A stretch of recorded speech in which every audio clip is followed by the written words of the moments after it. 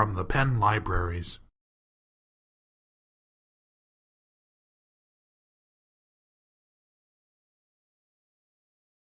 My name is Charles Washington. I'm from GSCIT. My title, which is a mouthful, is Instructional Technology and Multimedia Service Coordinator. But as I was asked earlier, someone asked what I do, I press the red button. So I'm here to tell you about Swivl, which is branded as your personal cameraman. It's a fun toy. It's actually a great tool, and it helps me do my job a whole lot better and helps a lot of other people do their job as well. So what do? I shoot, edit, and post lectures, events, etc. I facilitate video and web conferencing, and I field requests for these services from faculty, staff, and students over at GSC, which amounts to almost 1,000 people. As you know, GSC is one of the smaller schools on campus, so there's only 2 of us that actually shoot. There's only so much that 2 people can shoot. That being said, one of my additional responsibilities is find new technologies that help people in this population work more efficiently. Speaking of which, one of the other person that shoots. My background is as a shooter. I've been doing it since I was in high school. And there's a few things that I've learned over the course of the time. First and foremost, we're part of what is called the YouTube generation.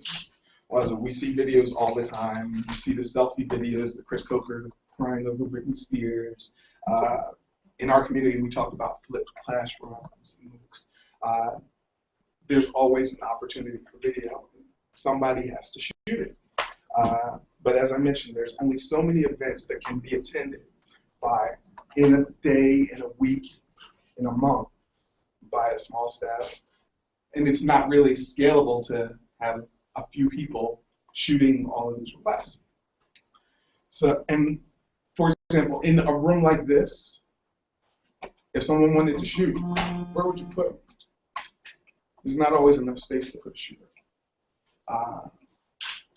And one of the things that I actually had a personal discussion yesterday about, as well as with the owner of this company about, sometimes people just get nervous when the camera's on. You put a camera in somebody's face, and if they're doing it themselves, they're not as worried about it. But if you put a camera and a camera operator in front of them, they just freeze.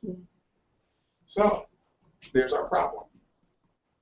So my question is, what if users could shoot self-managed video with the mobility of a camera operator, without the limitations of space or operator availability, and if possible, using their own mobile device?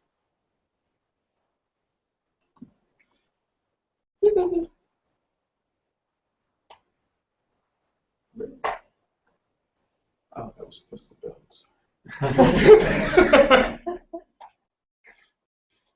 That's where Swivl comes in. Swivl is a toy that really found its way on my desk. It's branded as your personal cameraman inside. It's a fun device. I'm going to show it to you, but first I'm going to talk a little about it. That's everything that's in the box. I put a couple of extra things in here, but that's pretty much your box.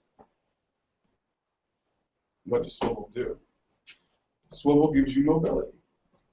Gives a 360-degree rotation horizontal, plus a 30-degree vertical rotation. So wherever I go, Swivl will capture me. I'm going to put it on and turn it on while we're talking. It also gives you an additional function in that it hears a speaker. Not only does it have an infrared sensor that allows the device to track you, but it also functions as a wireless microphone. You can place it anywhere in the room. Also tripod mount. The tracker also functions as a remote control. So I don't have to go over to it and turn it on. I can control everything from wherever I'm at in the room. And some additional functionality it provides is you can choose your own resolution with it. If you want to shoot SD or HT, you have that option. And it works with a variety of devices. It works with most of your iOS devices, your iPhone 4, your S, Touch 4th generation. It works with iPhone 5, the iPad Mini, and the new iPod Touch, only in landscape mode with the Lightning adapter. And I'll show you why in a moment. It also works with your pocket cameras. I have here the Kodak ZI-8 that we loan out to students over at GSA. And it does work with Android phones. However, with the pocket devices and the Android phones function currently loses a little bit of function. It loses the wireless microphone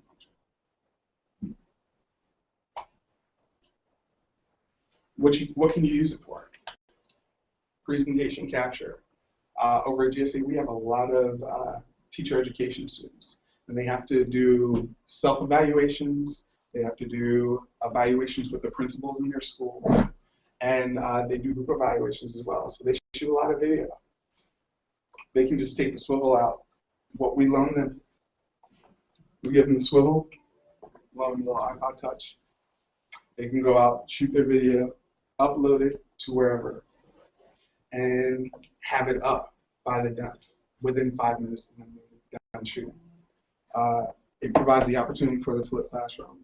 I mentioned the web and video conferencing. You can also, you don't have to use the Swivl with the Swivl device because Swivl is actually not only the hardware, there's a software application as well as an app for your iDevice. You can also use it with your video conferencing apps, your collaboration resources like Adobe Connect, and I actually spoke with the representative of Swivl the other day, and he mentioned that they have a relationship currently with Torch, Iris Connect, and Sydney, which I didn't know what it was, but it's a professional development resource for teachers. As I mentioned, you can use it for lecture capture. You can also use it for distance learning. So, how does it work? Let's play with it. Hold it out of the box already. Put in fresh batteries now. Of course, because this is a demo and the fact that Swivl people decided to do an update last night, we can only hope that it's going to function. But let's give it a try. It's a motor with a sensor on it. On the bottom of the motor, there's a little adapter. You plug it into the bottom of your device. I'm going to use my phone, so excuse any apps that you see on it. My 2-year-old likes to specifically pull up things. I'm going to put it in front-facing mode. It's my preferred use of it. You can put it in all 4 positions: front-facing mode, portrait, front-facing or portrait, landscape, and rear-facing portrait landscape. I like front-facing for 2 reasons. One, when you mount it,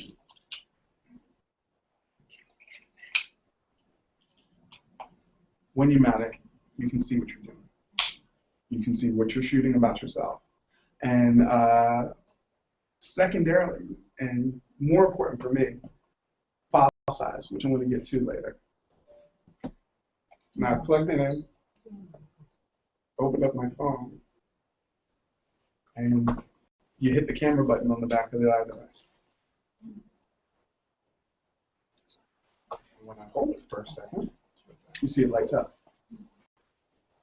When it lights up, after a second, pops up on your iDevice, and that says, hey, I've recognized that you're connected to Swivl.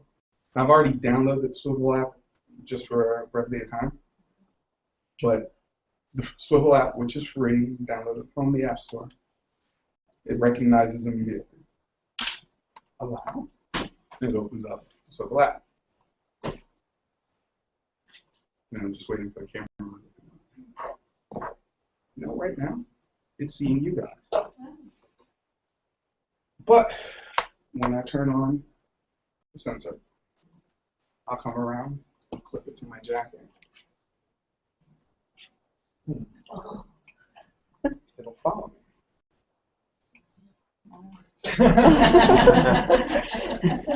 Now, let's take it to the next level. Hit the camera, and it'll start to record. You can do it with ours. Yeah. And it follows me wherever I go in the room, and it records both me and whatever conversation we're having.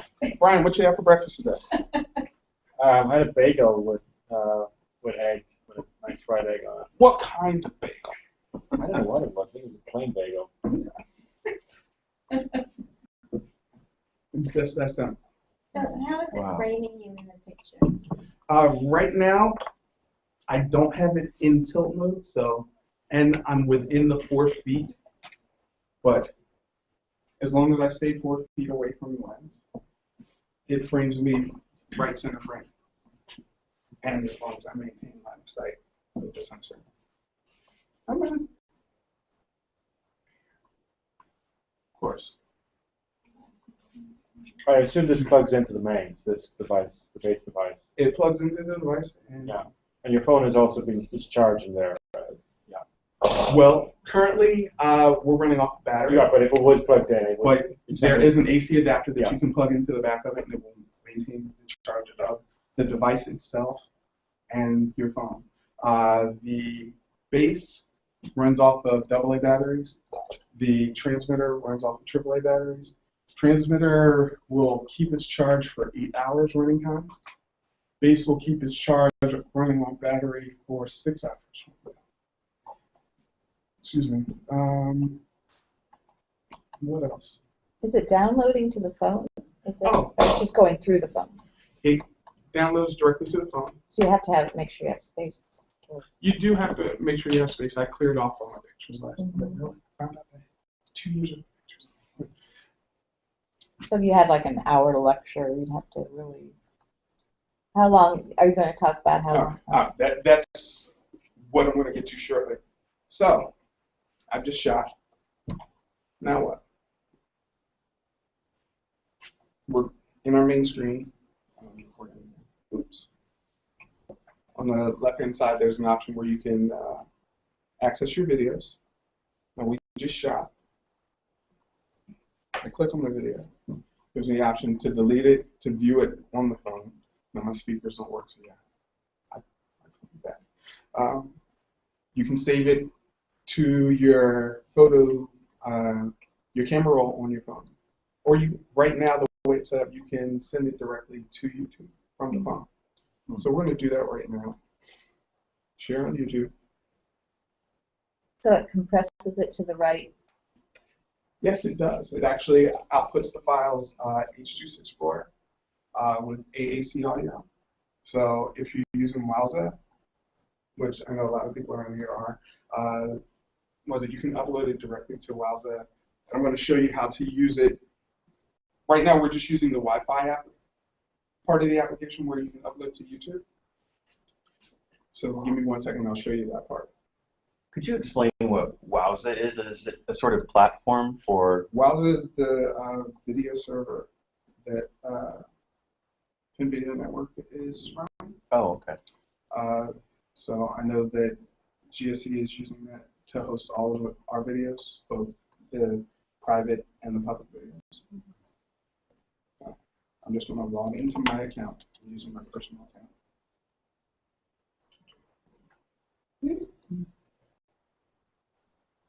I know I'm saying my password out loud to everyone listening out in the world. Platform for video.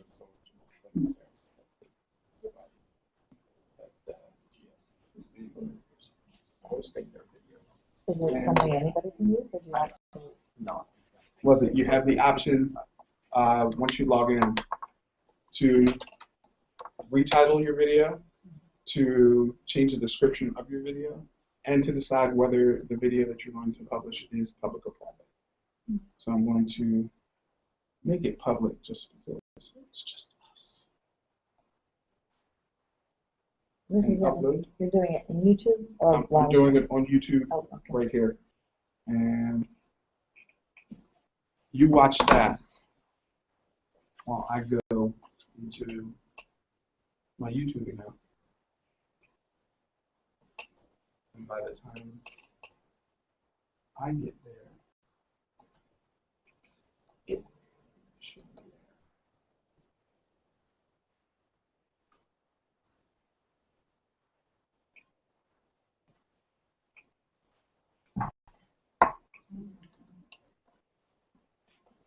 So you see it's uploading right now. And 10, 9, 8, 7, 6. So it's done there. So if I refresh,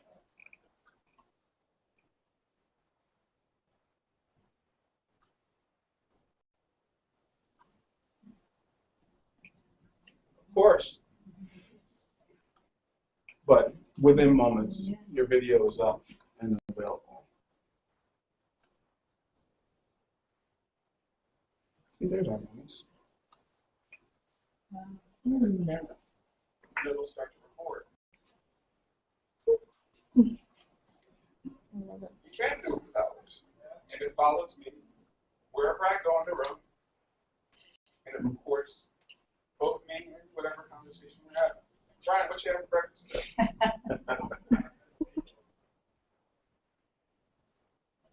What kind of bagel? So there we go. Charles, is it tripod mountable? It is tripod. Okay. I brought the mini tripod, but I knew that that would be a little later in terms of its. Because the angle of that is the thing that stands out there. Exactly. But there's this report right on the bottom attaches. I also didn't want to obstruct the camera. You had asked about publishing to other resources. I had mentioned Waza. As far as publishing, we're doing. Here it is. Thank you. You took my phone! You just connect your phone and using iTunes, you can go in and go directly into your phone or your iDevice, and in your iTunes menu under apps, the Swivl app will show up in the bottom menu, and it will list all the videos that you've recorded. You can decide which ones that you want to download, where you want to download them to, where you want to transfer them to. From there, once they're on your desktop, or if you're using Box or another resource, it's all available right there. Okay.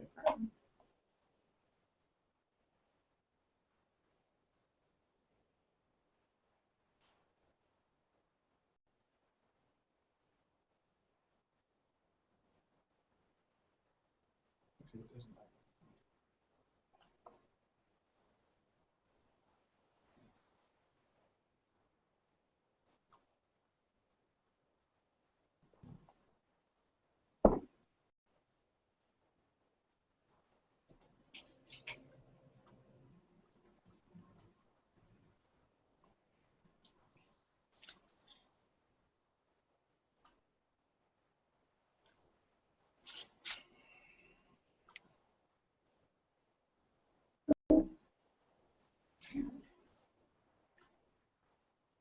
Charles, could you use this for live broadcasting?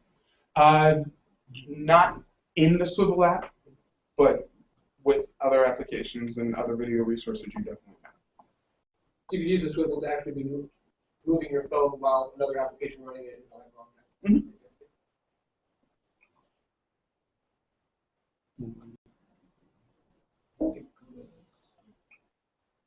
No, it's in apps. It's just not allowing me to scroll down. Yeah. Is that how you would, I saw he said you could use it with Skype. Is that what, the way you described it? Is that you could use it if you're broadcasting him right now, but we're live broadcasting on Google Hangouts, right? You could be using one to track Exactly. for example. But Skype would be also be great. it'd just be recording what you're Skyping? Is that what you're? It would depend on, I think, on how you have it. Set up.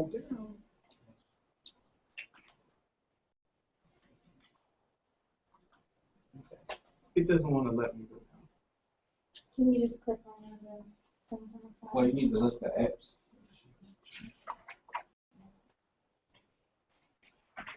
click on one of the mini screens on the right hand side. No, that's not the, there's a sub-menu that's down here. You can see where Oh, it's abbreviated there. But there's a menu down there. okay.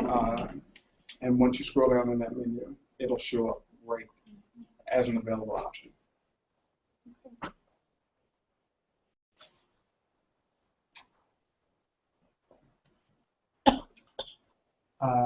Now we're going to go back and discuss the file sizes.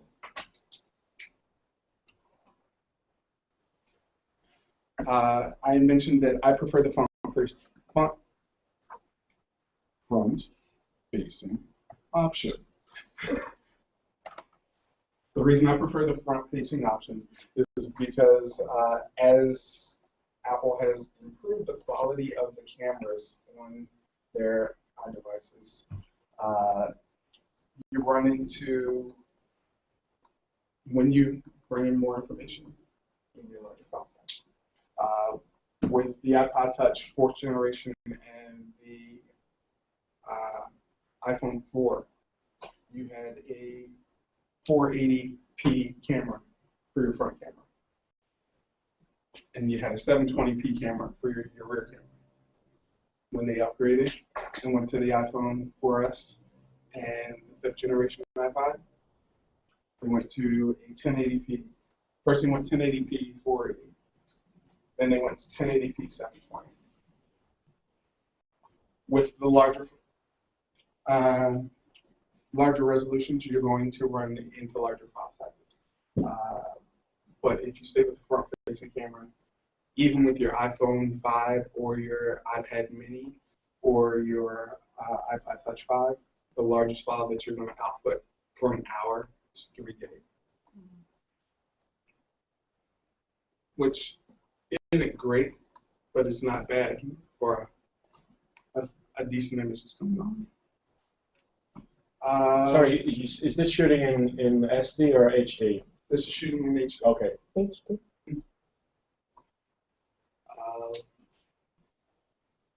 The question hasn't been asked, but I'll answer it. What about regular iPads? Not with this device. Technically, excuse me, one could attempt, thank you. One could attempt to use it. However, the motor in it is not built to handle anything over 11 ounces.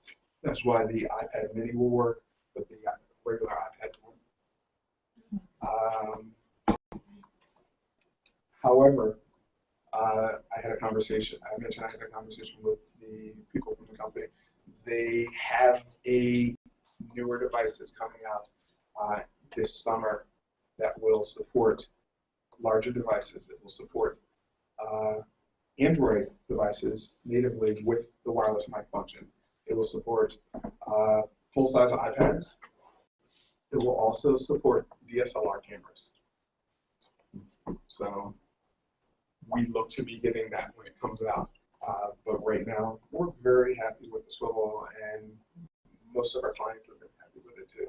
And it's provided a little more opportunity for me to spend some time with the little ones as opposed to shooting something. Can I ask, what was the cost? $199. And the newer version, you have any idea what's going to be same price? I can speculate, Yeah. but I can't give a definite. But I expect a comparable cost. I mean, a little bit more because it's going to be a bulkier device. It's going to have a little bit more functionality in the previous version. But I wouldn't expect it to go too far. What are your questions? Yes, ma'am. Is it suitable for lecture capture? Yeah. Do you use it for real lecture, like live lecture capture? Yeah, when we were recording over at JC, we were recording a series called the Racing Academy series, and we started using it for that. We also use it for the IES lecture series. as long as a clean line of sight is maintained. So when you have a larger group, you just have to make sure it's tripod mounted, because when people start moving and standing up and getting way up the device, then you might run into an issue. But generally, it's more than suitable. What else? Do you have to wear the little bug? Is that the Sensor? trick to getting into poly, or is it also motion? Yeah. No, it's you have to wear the bug. Okay.